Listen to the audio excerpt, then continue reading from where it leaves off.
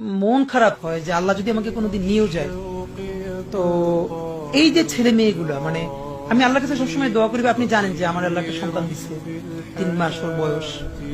আমার বাচ্চাটা তো আমি 3 মাসে 30 মিনিটও কোলে নিতে পারিনি। তো আমার ওয়াইফ খুব মাঝে মধ্যে আর কি মজা করে বাচ্চারে বলে যে ইনকিলাব মঞ্চের মুখপাত্র তোমার সাথে দেখা করতে আসছে। তো আমার এই প্রথম মনে হলো কি যে আমি ভাইয়ারে বলি, ভাইয়া আল্লাহ যদি আমাকে নিয়ে যায়, আমার বাচ্চাটার দিকে একটু খেয়াল রাখেন। তো এই কথাটা আমি বলতে পারিনি।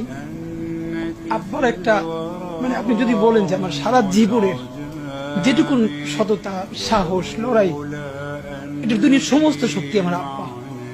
আমি যদি কিছু হইলেও করতে পারি সততার সাথে, আল্লাহ যদি আমার রহম করে, তাহলে আমার ছেলে, আমার পরিবার, আমার ভাই বোন, আমার ইনকিলাব মঞ্চের ভাই বোন গুলো, এগুলো আল্লাহ দেখবে যেভাবে আল্লাহ আমাকে দেখবে। সুতরাং কারো কাছে আর কোনো